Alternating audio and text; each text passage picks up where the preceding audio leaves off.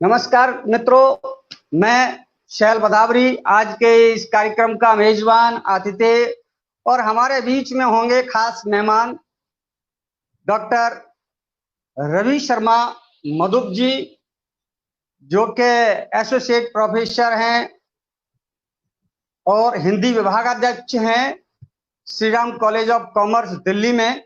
उनसे आज हम बात करेंगे, बात तो हिंदी की, और उनसे कुछ पूछेंगे खास प्रश्न हिंदी से जुड़े हुए। और शर्मा जी, हम बात करने जा रहे हैं बात हिंदी की, और हमारा इसमें मुख्य विचार है कि हम जाने कि हिंदुस्तान में हिंदी आज के समय में क्यों और कितनी आवश्यक है। ठीक है, ठीक है। तो जैसा कि हम जानते हैं कि किसी भी राष्ट्र के जो पहली जो है भूमि, जन और संस्कृति।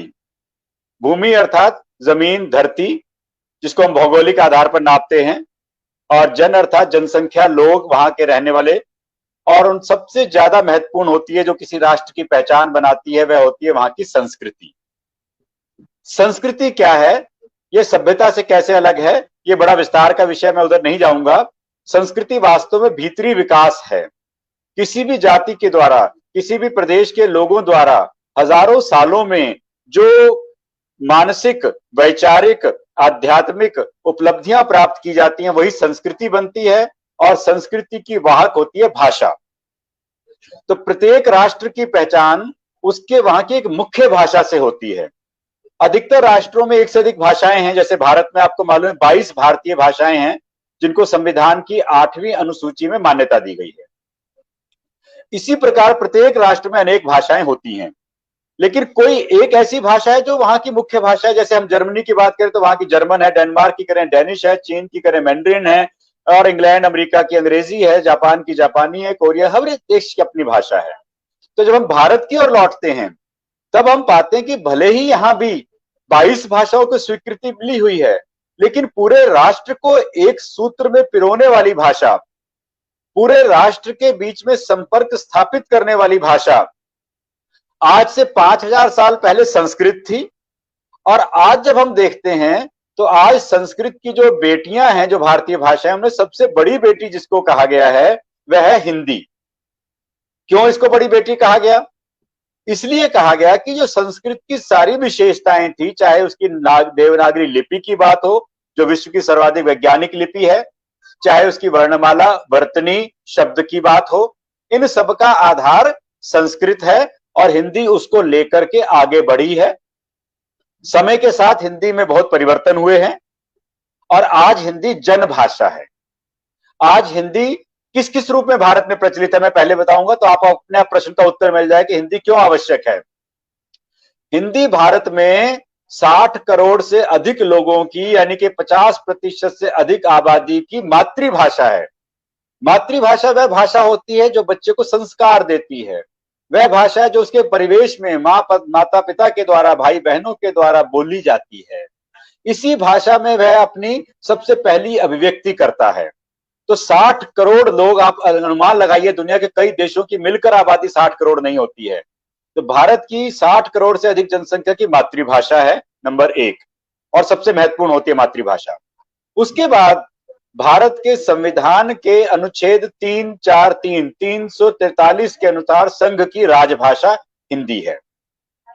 यानी संघ के सभी कार्यालयों में जो भी सरकारी कामकाज होगा उसकी भाषा हिंदी होगी। और किस लिपि में लिखी जाएगी? देवनागरी लिपि में, भी संविधान में लिखा हुआ है। तो दूसरा इसका कार्य है राजभाषा के रूप में।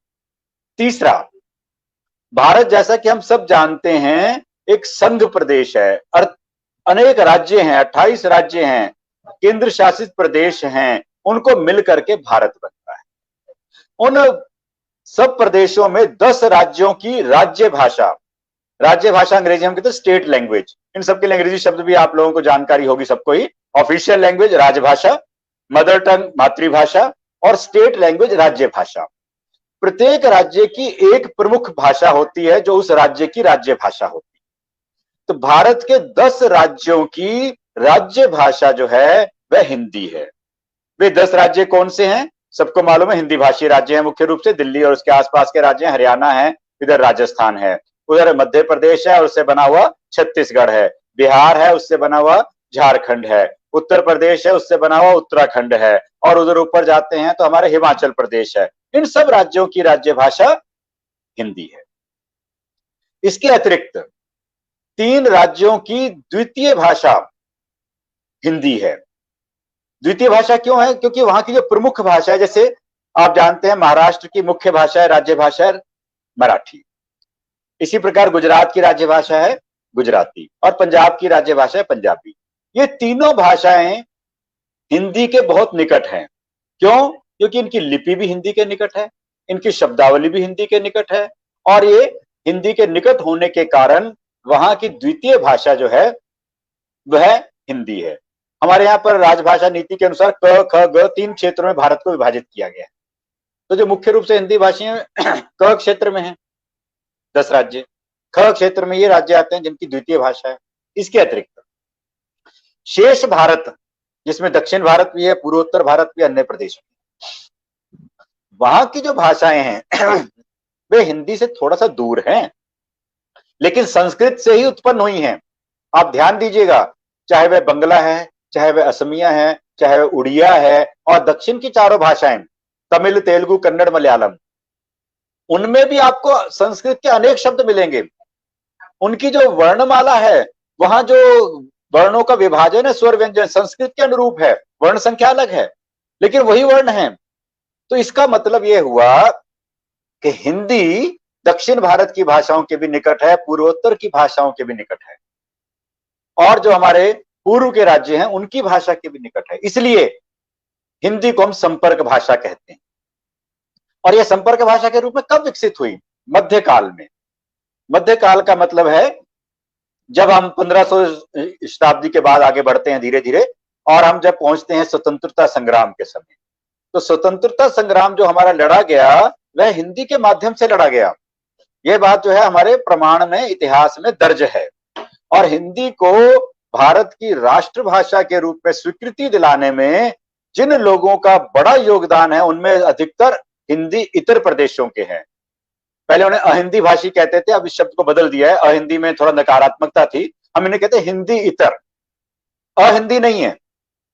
उनमें सब नाम आपको मालूम है। महात्मा गांधी सबसे बड़े गुजरात के रहने वाले थे, लेकिन सबसे बड़े हिंदी के पोषक थे। सबसे ज्यादा पक्ष हिंदी को राष्ट्रभाषा बनाने के लिए जिस व्यक्ति ने लिया उसका नाम है मोहनदास करमचंद गांधी, जिनको हम बापू के रूप में जानते हैं। वे जानते थे राष्ट्रभाषा का महत्व, वे जानते थे हिंदी का महत्व, इसलिए उन्होंने हिंदी और उर्दू को लेकर के जो एक बंटवारे की षड्यंत्र अंग्रेजों ने रचा था, क्योंकि अंग्रेजों ने कई आधारों पर हमें बांटा, तो एक आधार भाषा के आधार पर भी था। इसको उन्होंने समझा, इसलिए उन्होंने कहा कि एक ऐसी भाषा मिलाते जो दोनों की मिली जुली रूप हो, इसको हिंदुस्तानी नाम दिया। अभी आपने भी नाम रखा हिंदुस्तान, हिंदुस्तान की भाषा हिंदुस्तानी। तो गांधी जी भी यही चाहते थे कि उसमें संस्कृत के शब्द भी हों, उर्दू के शब्द भी हों, बोलचाल की भाषा हो, सबके लिए सहज हो। उस भाषा का पक्ष गांधी जी लेते थे, और वही वास्तव में हिंदी भी है। हिंदी बहुत उदार भाषा है, आपको मालूम है। इसका जो मूल स्रोत है वो संस्कृत है, लेकिन बड़ी मात्रा में हजारों हजार शब्द हमने अरबी, फारसी के, उर्दू के माध्यम से हिंदी में लिए, और हम हर रोज उनका इस्तेमाल करते हैं अपने बोलचाल में। अभी मैंने शब्द बोला हर रोज इस्तेमाल, ये सारे शब्द क्या हैं? संस्कृत के शब्द नहीं है, ये हिंदी के शब्द हैं। चाहे अरबी से आए, चाहे फारसी से आए, चाहे अंग्रेजी से आए, सबको हिंदी ने अपनाया। जैसे भारतीय संस्कृति उदार मना है, सबको समाहित करते चलती है, बिल्कुल उसी तरह हिंदी सबको समाहित करते चलती है। इसलिए हिंदी जो है हिंद की भाषा है, हिंदी जो है भारत की भाषा है, और जो भारत की सोच है, भारत की जो संस्कृति रही है समन्वयवादी, वही बात हिंदी में भी रही है। तो हिंदी जो है, मैंने आपको बताया मातृभाषा, नंबर 2 राज्य भाषा, नंबर 3 राजभाषा, नंबर 4 संपर्क भाषा, और नंबर 5 राष्ट्रभाषा। गांधी जी ने कहा कि राष्ट्रभाषा के बिना राष्ट्र गूंगा है। यह बात सभी राष्ट्रों पर लागू होती है। प्रत्येक राष्ट्र की अपनी एक राष्ट्रभाषा होती है जिसमें वह स्वाभिमान से अपनी बात कहता है। राष्ट्रभाषा क्या है? जो राष्ट्र के सभी लोगों के मन में राष्ट्र के प्रति प्रेम, राष्ट्र के प्रति मर मिटने की भावना, त्याग बलिदान का भाव जागृत करे, स्वाभिमान गौरव का भाव जागृत करे, उसे राष्ट्रभाषा। भारत में कौन सी ऐसी भाषा है जो ये सारे कार्य आज से नहीं 1000 साल से करती आ रही है। हिंदी का जन्म हम 1000 साल पहले से मानते हैं और शौर सैनिक के अपभ्रंश रूप से हिंदी का विकास माना जाता है। 1000 सालों में हिंदी में कितना साहित्य रचा गया, कितनी तरह की अभिव्यक्तियां गद्य और पद्य में हुई, ये सारा विषयांतर है, लंबा विषय है, आप सब सुधीजन है, सब जानते हैं।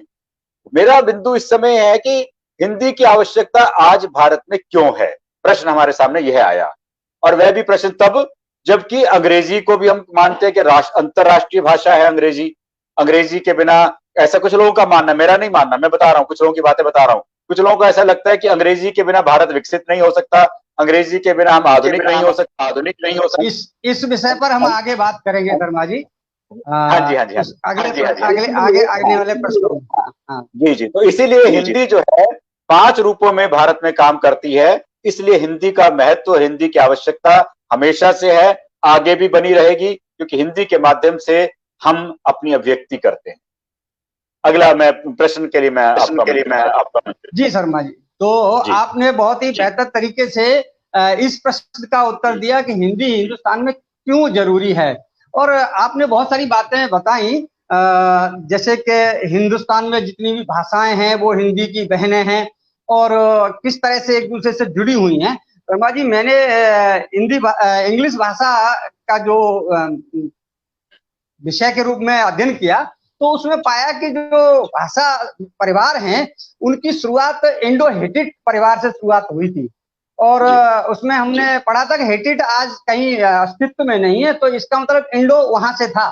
फिर उसके बाद इंडो यूरोपियन बनी, वो यूरोप में चली गई, इंडो इधर बढ़ गई, इंडो ईरानियन बनी, और इंडो ईरानियन से फिर हम भारतीय भाषा परिवार में जितनी भाषाएं हैं वो संस्कृत से, और फिर आगे जाकर के पश्तो भाषा तक, और पश्तो से लेकर के इधर पूर्व में जो इंडोनेशिया तक की भाषा है, इसी एक ही परिवार की भाषा है, तो कहीं ना कहीं एक दूसरे से जुड़ी हुई हैं एक रूप में। तो ये बहुत अच्छी बात आपने बताई।